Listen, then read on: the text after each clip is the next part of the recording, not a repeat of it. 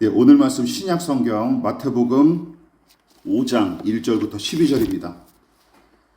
신약 성경 첫 번째 책 마태복음 5장 신약 성경 5페이지 정도 됩니다.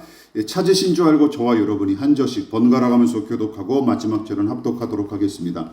제가 먼저 봉독하겠습니다. 예수께서 무리를 보시고 산에 올라가 앉으시니 제자들이 나아온지라. 입을 열어 가르쳐 이르시되 심령이 가난한 자는 복이 있나니 천국이 그들의 것이미요. 애통하는 자는 복이 있나니 그들의 위로를 받을 것이며 온유한 자는 복이 있나니 그들이 땅을 기업으로 받을 것이미요. 의에 줄이고 목마른 자는 복이 있나니 그들이 배부를 것이며 긍휼히 여기는 자는 복이 있나니 그들이 긍휼히 여김을 받을 것이미요. 마음이 청결한 자는 복이 있나니 그들이 하나님을 볼 것이며 화평하게 하는 자는 복이 있나니 그들이 하나님의 아들이라 일컬음을 받을 것이미요.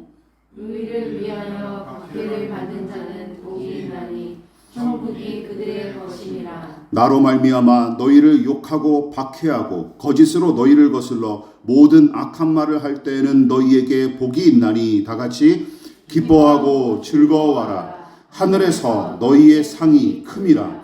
너희 전에 있던 선지자들도 이같이 박해하였느니라. 아멘. 우리 말씀의 제목을 다 같이 한번 읽어보시겠습니다. 팔복 연속 강의 16번째 시간입니다. 읽어볼게요. 시작. 긍휼의 마음을 복으로 받은 자. 긍휼의 마음을 복으로 받은 자 첫 번째 시간으로 함께 말씀의 은혜를 나누도록 하겠습니다. 오늘은 예수께서 가르치신 8가지 복 중 5번째 복인 긍휼의 복을 살펴볼 차례입니다. 무엇보다 앞서 살펴본 4가지 복의 내용 전부가 중요하지만 오늘 살펴볼 긍휼히 여기는 마음의 복은 8복 중에서도 독특한 성격과 위상을 지닙니다. 자, 그러니까 마음의 가난과 애통의 복 또한 온유한 마음의 복이 비움의 성격을 지녔다면 하나님의 의를 향한 굶주림과 목마름의 복은 채움의 성격을 지닌 것으로 볼 수 있죠. 그래서 다시 말해서 3절에서 6절까지 언급된 복의 목록은 자신의 내면을 비우고 채우는 것이 특징이라면 7절에 긍휼히 여기는 마음의 복은 자신을 향한 비움과 채움을 넘어서는 그야말로 타인과 외부를 향해 베풀고 어떤 영향을 끼치는 것이 특징입니다. 또한 8가지 복의 각 목록이 제각각 독특한 개성과 특징을 지녔으되 더불어서 생명체처럼 서로 긴밀하게 연관되어 영향을 주고받는다는 원리도 잊어서는 안 됩니다. 그래서 5번째 복을 얻을 차례가 됐으니 이제 이전에 받았던 하늘의 복은 더 신경 쓸 필요가 없다고 생각하는 어리석은 짓은 하지 마십시오. 그렇다면 오늘 살펴볼 5번째 복인 긍휼의 마음은 어떤 마음을 가리키고 예수님은 무슨 이유로 이것을 복스러운 마음, 복을 받은 마음과 태도로 가르쳐 주셨을까요? 근데 그보다 먼저 살펴볼 것이 있습니다. 긍휼이라는 말인데 여러분 일상에서는 좀처럼 사용하지 않는 단어일 뿐만 아니라 그 뜻을 알아듣는 사람도 요즘은 거의 없는 게 사실입니다. 다만 한글 번역 성경에서 종종 등장하고 교회에서 자주 쓰는 바람에 그나마 나이가 든 신자들한테나 익숙한 단어일 따름이죠. 자, 그렇다면 긍휼은 어떤 뜻을 지닌 단어일까요? 국어사전에서 긍휼을 다음과 같이 정의했습니다. 어떻게요? 불쌍히 여김, 가엾게 여겨 돌보아 줌으로 정의를 했습니다.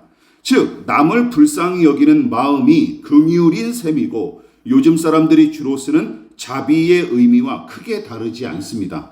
그래서 긍휼히 여기다 하는 말은 자비를 베푼다 하는 말로 바꿔서도 무방합니다. 물론 어떤 신학자와 설교자는 긍휼과 자비로 번역한 히라버 단어를 일일이 언급하면서 그 미세한 차이점을 나누기도 하는데 그마저도 제각각 의견이 분분한 까닭에 긍휼과 자비를 무자르듯 정확하게 구분할 생각은 애초부터 하지 마십시오. 쓸데없는 짓거리입니다.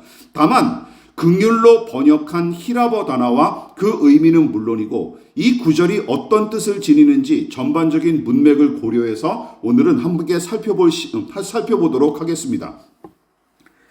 그런데 이 구절을 접하는 대부분 신자가 이 구절을 액면 그대로 읽다가 쉽게 저지르는 오해와 오류 두 가지를 먼저 짚어볼 필요가 있습니다. 자, 첫 번째 같이 한번 볼까요? 7절에 다섯 번째 복으로 언급된 긍휼의 마음, 자비로운 태도는 여러분 일시적인 동정심이나 일회성 호의와 거리가 멉니다. 이것을 구분하십시오.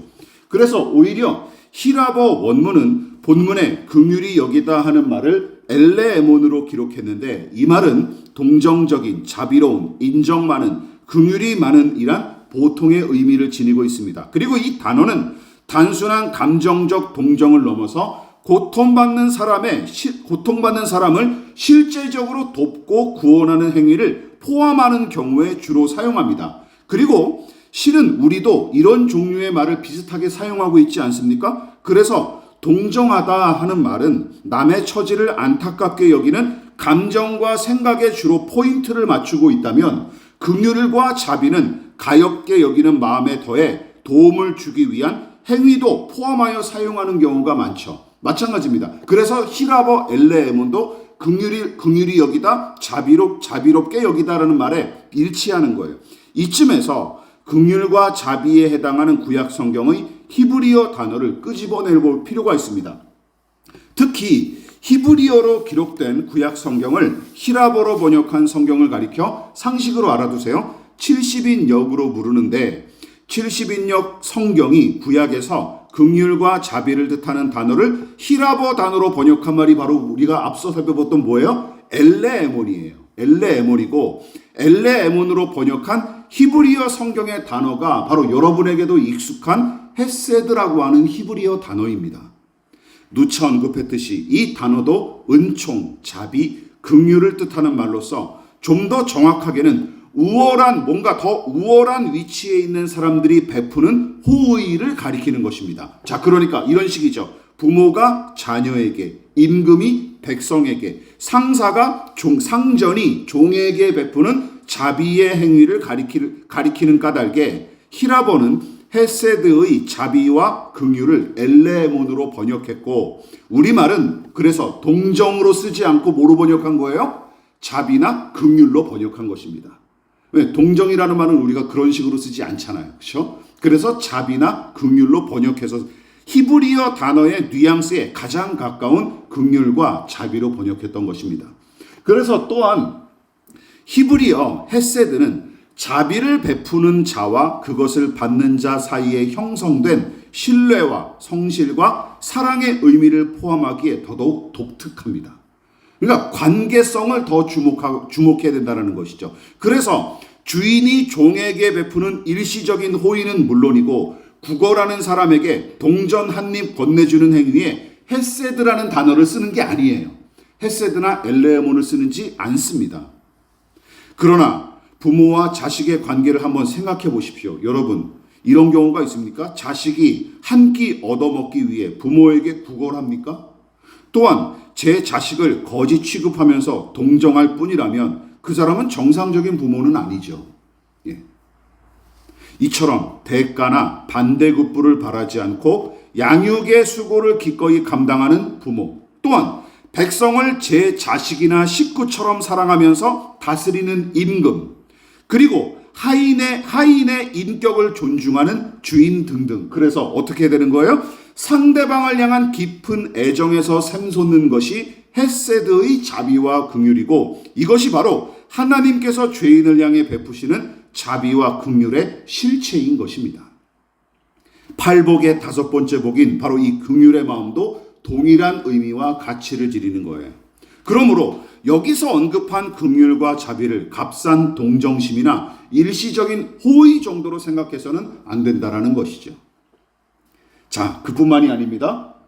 이 구절을 접하는 신자들이 자주 저지르기 쉬운 또 다른 오해와 착각은 무엇이냐? 이거를 액면 그대로 읽어버리는 거예요. 남에게 먼저 자비와 긍휼을 베풀었을 때 비로소 하나님의 자비와 긍휼을 얻을 수 있다는 식의 해석과 이해를 조심하십시오. 실제로 저도 예전에는 이 구절을 이렇게 이해했어요. 다른 사람에게 자비와 긍휼을 열심히 베풀어라. 그러면 마침내 하나님의 자비와 긍휼을 얻게 될 것이라는 뜻으로 읽고 오랫동안 오해했었습니다. 근데 이게 진짜 우리 한글 개역 성경은 이렇게 번역해 놓지 않았습니까? 이게 문제예요. 그런데 한번 생각해 보십시오. 하나님께서 우리 같은 죄인에게 베푸신 자비와 긍휼의 은혜는 정작 우리의 선한 행위나 공로로 얻어낼 수 있는 게 아니지 않습니까? 우리가 하나님께 구원을 얻고 자비를 얻은 게 우리가 따낸 겁니까? 아니지 않습니까? 이게 논리적으로 안 맞아요. 이쯤에서 한번 대답해 보십시오. 하나님께서 우리 같은 죄인을 불쌍히 여기시고 자비를 베푸신 일이 우리가 남에게 먼저 자비와 긍휼을 베풀었기 때문인가요? 그렇지 않습니다. 여러분 기억하십시오. 인간의 선행과 공로 등으로 구원 얻을 수 없을 뿐더러 개인의 의지와 노력의 대가로 그분의 자비를 따내는 것도 아닙니다. 그렇죠? 이게 우리가 기독교에서 가르치는 교리예요. 그러므로 내가 다른 사람을 불쌍히 여기고 먼저 자비를 베풀었을 때 비로소 하나님은 그 대가로 나에게 자비와 긍휼을 베푸신다는 식으로 해석하지는 마십시오. 이 구절을 말이죠. 즉 긍휼히 여기는 마음의 복은 진정한 구원과 긍휼의 은혜를 얻기 위해서는 먼저 남에게 긍휼과 자비를 베풀라 하는 교훈 정도로 이해해서는 안 된다라는 말씀입니다. 물론 이 교훈 안에 믿음의 사람은 남에게 자비를 베풀어야 마땅하고 하나님은 그 사람에게 더 깊은 은혜를 베푸신다는 뜻은 분명히 담겨 있는데 여러분 그것은 관계의 차원에서 해석해야 될 내용임을 명심하십시오. 다시 말해 하나님은 당신을 신뢰하고 사랑하는 믿음의 사람들이 당신의 성품을 닮아서 남을 긍휼히 여기고 자비를 베풀 때 하나님은 그 사람을 더 기뻐하시고 그에게 더 큰 은혜를 부어주시는 것은 사실이죠.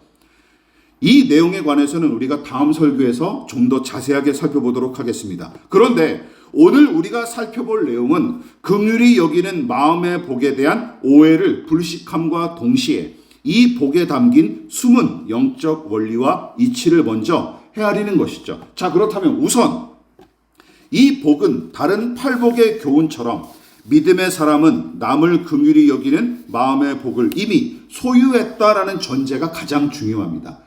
이것은 이 믿음의 사람에게 이미 주어진 복을 가리키는 말씀이라는 거예요. 그러니까 남을 긍휼히 여겨서 하나님의 긍휼을 얻자 하는 게 이 말씀의 목적이 아니에요.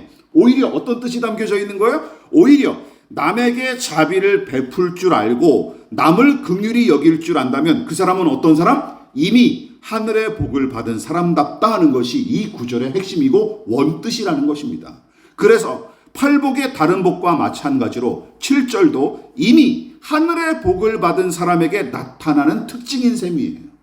하늘의 복을 받은 사람이 이런 사람이다라는 것이죠. 어떤 사람? 남을 긍휼히 여길 줄 아는 모습을 보일 수 있다라는 거예요. 그렇다면 하늘의 신령한 복을 믿음으로 얻은 사람은 어떻게 남을 긍휼히 그리고 자비롭게 대할 수 있을까요? 그 원동력은 어디서 비롯될까요? 이 질문에 대한 대답은 다음과 같습니다. 같이 한번 읽어볼까요? 이게 대전제예요. 같이 읽어볼게요. 시작.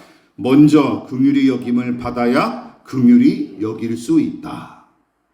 우선 누군가가 여러분 한번 생각해 보십시오. 우선 누군가가 가진 것을 나눈다, 베푼다 하는 말을 생각해 보십시오. 그 말은 나누고 베푸는 행위 이전에 무엇을 전제하죠? 그 사람은 나눌 만한 무언가를 가지고 있다, 소유했다라는 사실을 반드시 전제합니다. 그렇죠? 단순한 논리입니다. 당연하죠. 여러분, 콩을 반쪽으로 나눌 수 있는 이유는 무엇입니까? 이미 콩 한쪽을 소유했기 때문이에요. 근데 그것마저도 없으면 반쪽도 나눌 수 없어요. 즉, 가진 게 있어야 나누는 일이 가능할 뿐 아무것도 없는 무의 상태에서는 베풀고 싶어도 베풀 수 없습니다. 여러분, 돈을 가진 사람은 돈을 나누는 것이고 힘이 있는 사람이 힘을 쓰기 마련이죠. 그렇다면 여러분, 본문에 긍휼히 여기는 자는 남에게 자비를 베푸는 사람이란 뜻으로서 어떤 의미를 담고 있습니까? 이런 원리를 따라가다 보면 이런 논리를 적용하면 어떤 원리가 적용됩니까? 남에게 긍휼과 자비를 베푸는 사람은 자신이 먼저 그 긍휼과 자비를 보유해야 마땅한 것입니다. 그러나 긍휼과 자비의 마음이 그 사람 안에 없거나 부재하거나 결핍하다면 여러분 절대로 남에게 그 마음을 나누고 베풀어 줄 수 없습니다. 당연하죠. 당연한 이치 아닙니까? 제가 어려운 말 하는 게 아니잖아요. 그리고 이것은 당연한 이치이자 불변하는 진리입니다. 영적인 원리도 마찬가지라는 것이죠. 그렇다면 여러분 문제는 이것이죠. 그럼 타락한 죄인의 마음은 남에게 나눌 만한 자비와 긍휼을 넉넉하게 보유하고 있을까요? 성경은 그에 관해 비관적인 진단을 내립니다. 어떤 진단? 창세기 6장 5절 시작. 여호와께서 사람의 죄악이 세상에 가득함과 그의 마음으로 생각하는 모든 계획이 항상 악할 뿐임을 보시고, 그리고 신약의 로마서, 사도 바울이 쓴 로마서는 이렇게 죄인을 규정하고 있습니다. 자, 읽어볼게요. 시작. 또한 그들이 마음에 하나님 두기를 싫어하며 곧 모든 불의, 추악, 탐욕, 악의가 가득한 자요, 우매한 자요, 배약하는 자요, 무정한 자요, 무자비한 자라. 자비가 없는 인간.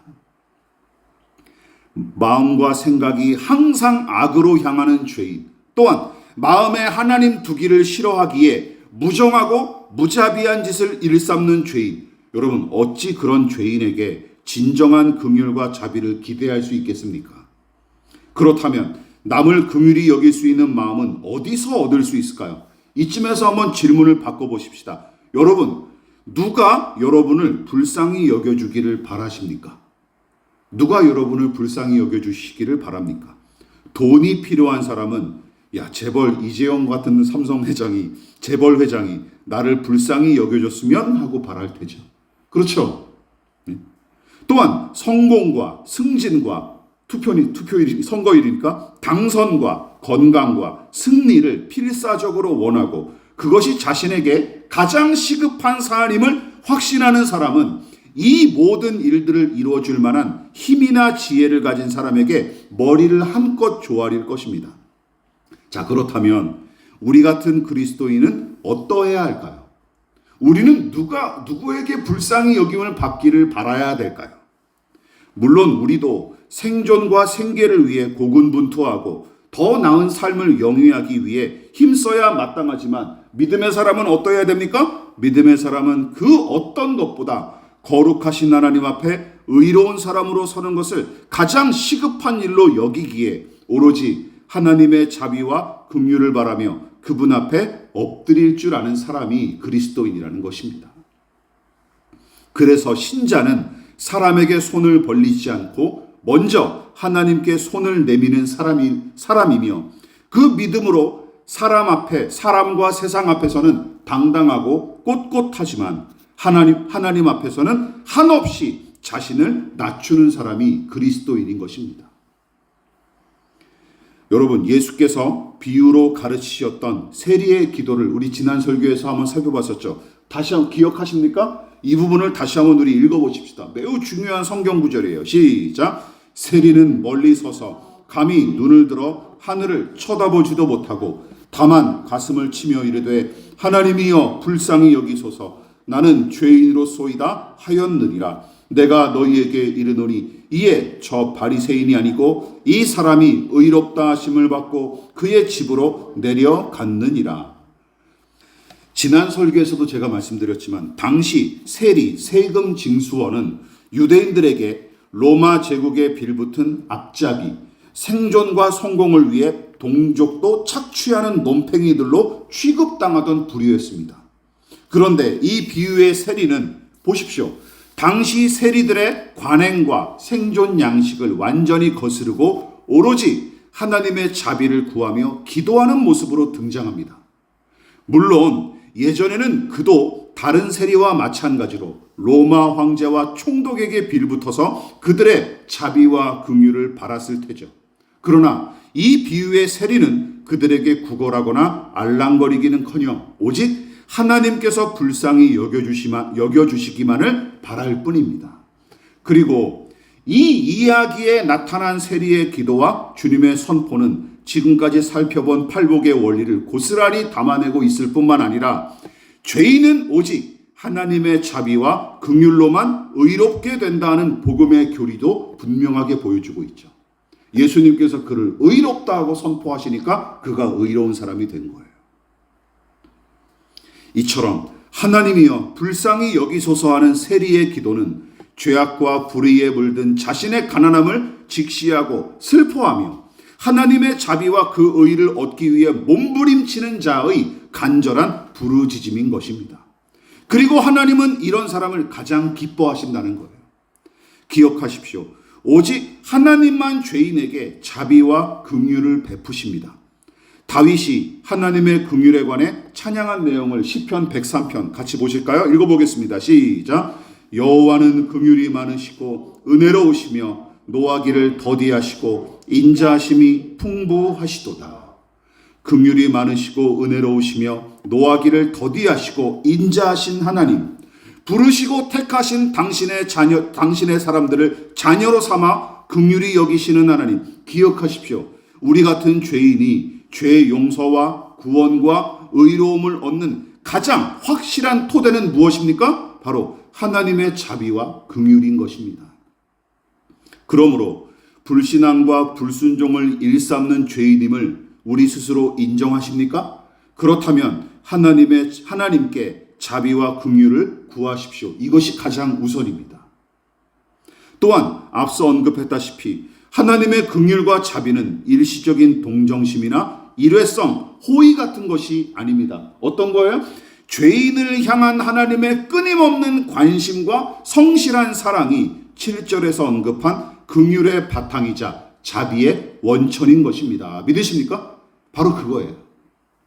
그래서 세리와 다윗은 절대 메마르지 않는 하나님의 자비와 함께 전혀 소모되지 않는, 줄어들지 않는 하나님의 긍휼을 간절히 구했던 것입니다. 그리고 그 넘치는 자비와 긍휼을 먼저 받은 자가 비로소 남을 긍휼히 여기는 복된 자로 설 수 있는 것이죠. 7절은 바로 그것을 이야기하는 거예요.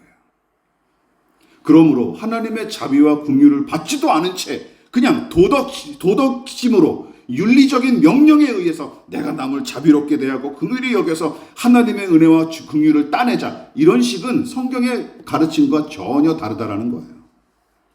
그러므로 남을 불쌍히 여기고 자비를 베푸는 사람은 이미 하늘의 복을 받은 상태이고 그 자체가 이미 복스러운 상태라는 것을 명심하십시오. 당연합니다. 자비와 긍휼을 나눌 수 있다는 것은 자비와 긍휼의 마음이 이미 그 안에 들어차 있다는 사실을 방증하기 때문이죠. 자, 그렇다면 이 원리를 우리 하나님께 한번 적용해 보십시다. 여러분, 하나님께서 우리 같은 죄인에게 긍휼과 자비를 넘치도록 베푸실 수 있는 까닭은 무엇일까요? 하나님의 존재 자체가 자비와 긍휼로 충만하시기 때문입니다. 믿으십니까? 흘러 넘치기 때문에 우리 같은 죄인을 자비롭게 대하시고 긍휼을 베푸실 수 있는 거예요. 즉 자비와 긍휼이 하나님 안에 영원 무궁하게 들어차 있기에 아무리 베풀고 나누실지라도 모자라거나 끊어지지 않습니다. 마찬가지입니다. 주님의 자비와 긍휼을 충족히 받은 사람이 타인을 불쌍히 여길 수 있기 마련이죠. 다시 한번 정리해 볼까요? 즉 긍휼히 여김을 받은 자가 남을 불쌍히 여길 수 있습니다. 그러므로 남을 긍휼히 여기는 사람은 긍휼의 은혜를 받은 사람이 틀림없는 것이죠. 이것이 바로 성경이 지적하는 영적 논리예요.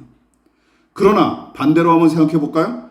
바늘 하나도 들어갈 틈이 없이 제 기준에 못 미치는 사람을 가혹하게, 냉혹하게 대하고 심지어 내 마음에 들지 않으면 상대방을 난도질을 해대는 행태, 또한 자신의 생각과 신념에 반하면 손쉽게 미워하고 저주할 뿐만 아니라 아예 마귀와 적으로 간주하여 혐오와 해코지까지 서슴지 않는 행태, 자신에게는 관대하고 남에게는 엄격하고 엄격한 냉혹한 이 죄인의 본성.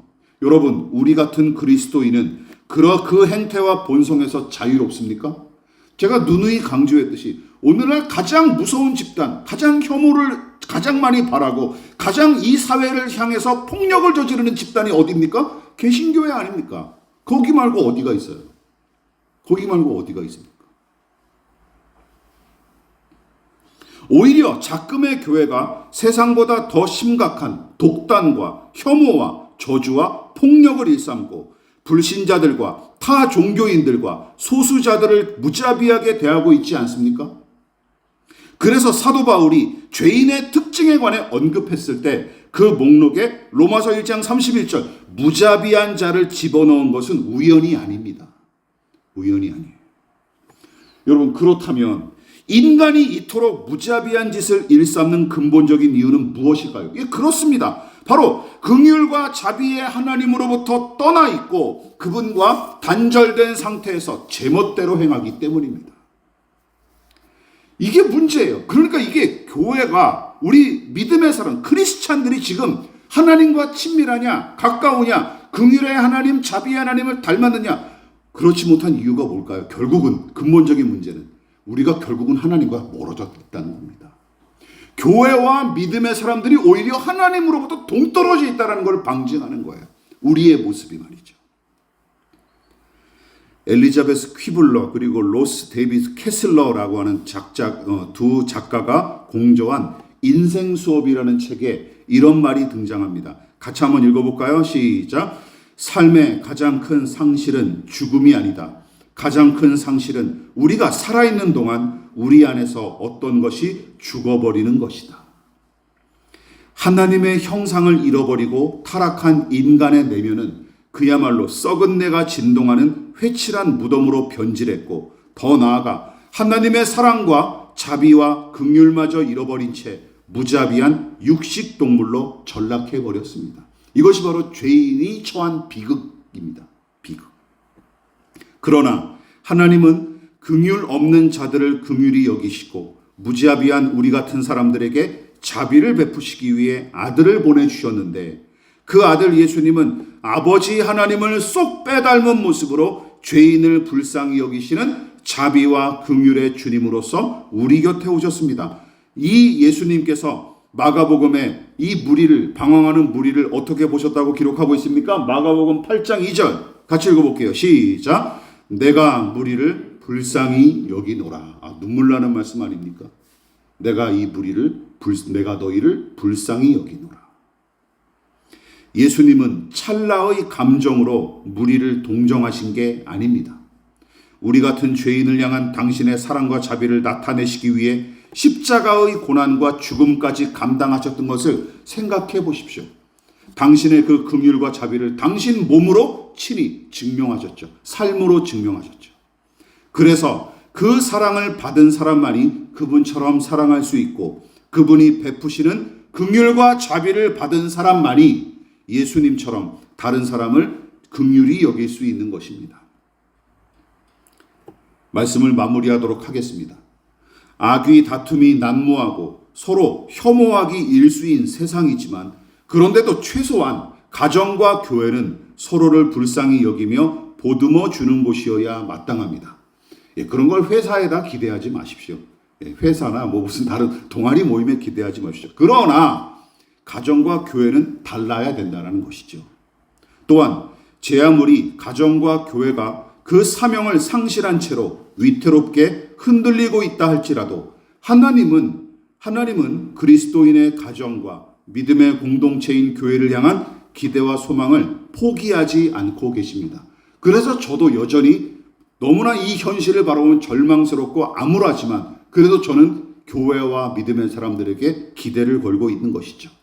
그래서 사도 바울은 에베소 교회의 신자들을 향해 다음과 같이 권면했던 것입니다. 에베소서 4장 32절 말씀 같이 읽어볼게요. 시작. 서로 친절하게 하며 불쌍히 여기며 서로 용납하기를 하나님이 그리스도 안에서 너희를 용서하심 같이 하라.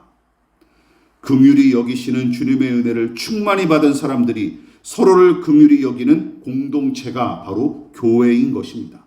그리고 신자들끼리 서로 불쌍히 여길 수 있는 이유는 주께서 우리 각 사람을 이미 불쌍히 여겨주셨고 또한 우리가 먼저 그 긍휼과 자비를 은혜로 받았기 때문이죠. 기억하십시오. 하나님은 우리에게 불가능한 일을 요구하고 강제하는 폭군이 아니시며 아무것도 없는 사람을 쥐어짜내는 건달이나 조폭도 아니십니다.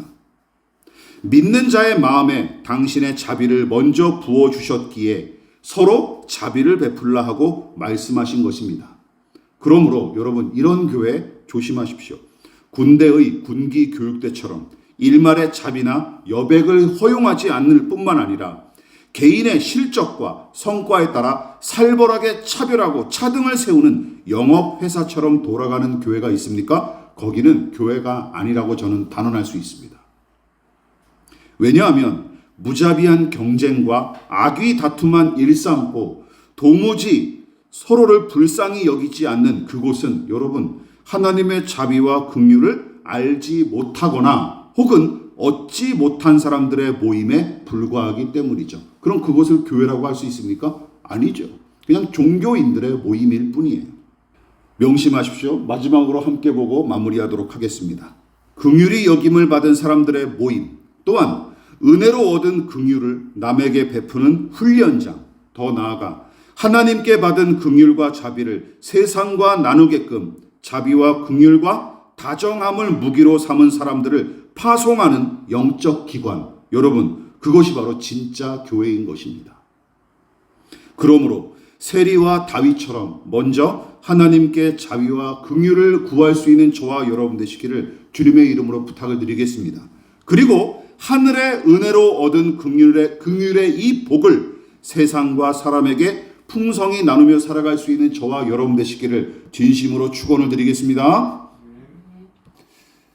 그러므로 너희는 이렇게 기도하라. 하늘에 계신 우리 아버지, 아버지의 이름을 거룩하게 하시며 아버지의 나라가 오게 하시며 아버지의 뜻이 하늘에서와 같이 땅에서도 이루어지게 하소서. 오늘 우리에게 일용할 양식을 주시고 우리가 우리에게 잘못한 사람을 용서하여 준 것 같이 우리 죄를 용서하여 주시고 우리를 시험에 빠지지 않게 하시고 악에서 구하소서. 나라와 권능과 영광이 영원히 아버지의 것입니다. 아멘.